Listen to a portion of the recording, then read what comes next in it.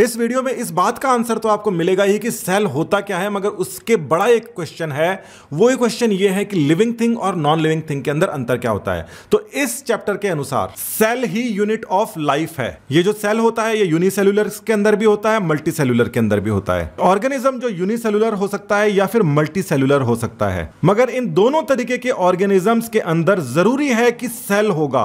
और अगर सेल होगा तो फिर हम उसको क्या कह देंगे, हम उसको लिविंग कह देंगे। चीजों के और डेफिनेशंस के मायने बदलते रहते हैं, मगर यहां पर जो डेफिनेशन है वो लिविंग और नॉन लिविंग थिंग के अंदर जो अंतर बता रही है वो है सेल का प्रेजेंस। अब एक इंटरेस्टिंग चीज यहां पर ऐड हो जाती है, यूनिसेल्युलर और मल्टी सेल्युलर के अलावा एक तीसरी चीज भी होती है, ए सेल्युलर। तो ये जो चीज है ए सेल्युलर कहते हैं इसे, यानी कि उसके अंदर सेल का स्ट्रक्चर ही नहीं है। जो बेसिक स्ट्रक्चर होता है सेल का वो है ही नहीं। इस टॉपिक के अंदर भले ही नहीं लिखा हो, मगर इसके पहले वाले चैप्टर्स के अंदर कहीं ना कहीं ये लिखा हुआ है, वायरस जो होते हैं उनके पास में ए सेल्युलर स्ट्रक्चर होता है, यानी कि उनके अंदर पूरा स्ट्रक्चर होता नहीं है, इसीलिए वो ए सेल्युलर है। तो अब आप बोलोगे कि वो लिविंग है या नॉन लिविंग है, पता नहीं। तो इस ए सेल्युलर वाली बात को हम यहीं पर छोड़ देते हैं और आगे चलते हैं। इसको आगे डिस्कस करेंगे और पहले भी इसको हम डिस्कस कर चुके हैं। अभी हम डिस्कस करेंगे केवल यूनिसेल्युलर को और मल्टी सेल्युलर को। तो यूनिसेल्युलर ऑर्गेनिजम्स हो या मल्टी सेल्युलर ऑर्गेनिजम्स हो, यूनिसेल्युलर मतलब एक सेल वाला, मल्टी सेल्युलर यानी कि एक से ज्यादा सेल वाला, किसी भी तरीके का ऑर्गेनिज्म हो वो अपने आप में जीवित रहना चाहिए। अपने आप में जीवित रहना चाहिए का मतलब है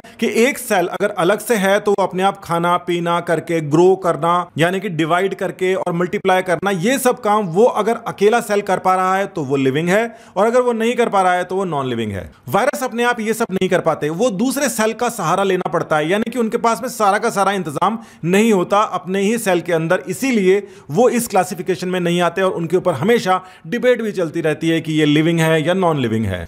तो यहां पर जो हमारा यूनिसेल्युलर ऑर्गेनिज्म है उसको हम यूनिसेल्युलर और लिविंग तब मानेंगे जब वो दो कंडीशंस को फुलफिल कर देगा। पहली कंडीशन है इंडिपेंडेंट एग्जिस्टेंस। इस कंडीशन का मतलब है कि वो अपने आप में जीवित रहना चाहिए, सारे के सारे उसको काम करने आने चाहिए, जिसमें शामिल होता है खाना खाना, बढ़ना, डिवाइड होना और बिना किसी दूसरे सेल के अलग से जिंदा रहना और अपने एसेंशियल फंक्शंस पूरे करना, यानी कि ये दूसरा पार्ट। एसेंशियल फंक्शंस जितने भी होते हैं लाइफ के, वो सभी के सभी पूरे करने चाहिए उस सेल को, तभी वो यूनिसेल्युलर माना जाएगा। पहला इंडिपेंडेंट एग्जिस्टेंस और दूसरा एसेंशियल फंक्शंस ऑफ लाइफ, इसको मिला के ये बनेगा एक यूनिसेल्युलर ऑर्गेनिज्म जो कि जिंदा होगा। ये दो एसेंशियल फैक्टर्स अगर सेल पूरा नहीं करता तो उसको यूनिसेल्युलर ऑर्गेनिज्म नहीं माना जाएगा, जैसे कि वायरस। तो वायरस जो है वो यूनिसेल्युलर ऑर्गेनिज्म नहीं माना जाता। और अब बड़ी बात यह है कि एक सेल जो ये सारे का सारा काम कंप्लीट कर लेता है, जो यूनिसेल्युलर है, वो बेसिक यूनिट है लाइफ का। बेसिक का मतलब होता है सबसे छोटा, उससे छोटा कुछ भी नहीं हो सकता।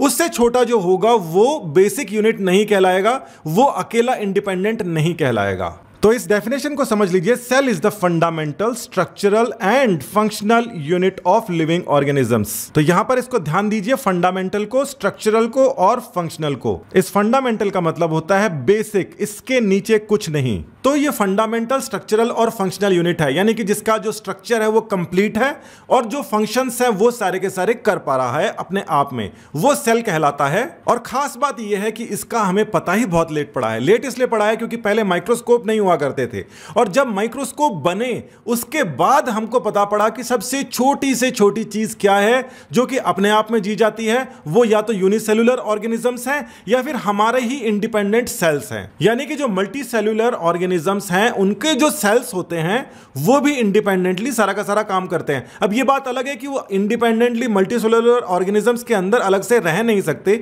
वो बात अलग है, मगर उसके अंदर फंक्शन सारे के सारे हो रहे हैं। जैसे कि हर एक सेल के अंदर राइबोसोम्स होते हैं, हर एक सेल के अंदर जेनेटिक मटेरियल होता है, हर एक सेल के अंदर अपना एनर्जी का सिस्टम होता है, वो मल्टी सेल्युलर ऑर्गेनिजम्स के हर एक सेल के अंदर भी होता है। ये अंतर है और ये समानता भी है, यानी कि यूनिसेल्युलर ऑर्गेनिज्म एक ऐसा मल्टी सेल्युलर ऑर्गेनिज्म का पार्ट नहीं होता कि उसका एक सेल ले लिया जाए और उसको यूनिसेल्युलर घोषित कर दिया जाए, नहीं, ऐसा नहीं होता। मल्टी सेल्युलर ऑर्गेनिज्म के जो बेसिक जो सेल्स हैं उनको भी हम बेसिक यूनिट ऑफ लाइफ के अंदर कॉन्स्टिट्यूट करते हैं, यानी कि हम किसके बने हुए हैं, सेल्स के बने हुए हैं। और सेल जो है करोड़ों अरबों की तादाद के अंदर हमारे बॉडी के अंदर है, मगर फिर भी हम उसको basic structural and functional unit life का मानेंगे।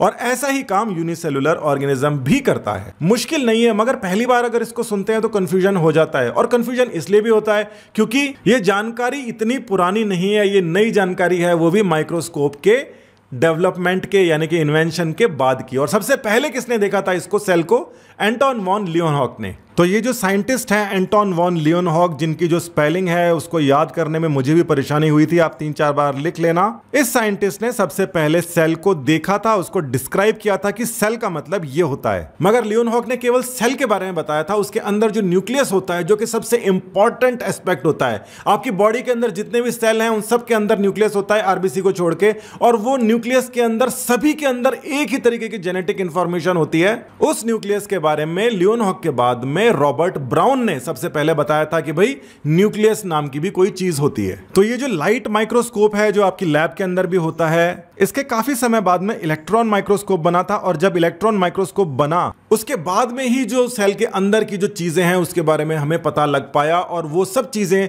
जो आप इस किताब के अंदर पढ़ रहे हैं 11th के अंदर, वो सब जानकारी इलेक्ट्रॉन माइक्रोस्कोप के बाद में ही पता पड़ी है। इलेक्ट्रॉन माइक्रोस्कोप कैसे काम करता है इसके बारे में भी कहीं ना कहीं हम जरूर डिस्कस करेंगे। मगर फिलहाल हम अपने नेक्स्ट टॉपिक की तरफ चल पड़ते हैं, सेल के अंदर ही, जो आपको यहां पर या यहां पर दिख जाएगा। आप नीचे डिस्क्रिप्शन के अंदर भी पढ़ना, अगर कोई और इंफॉर्मेशन होगी तो मैं उसको ऐड करूंगा।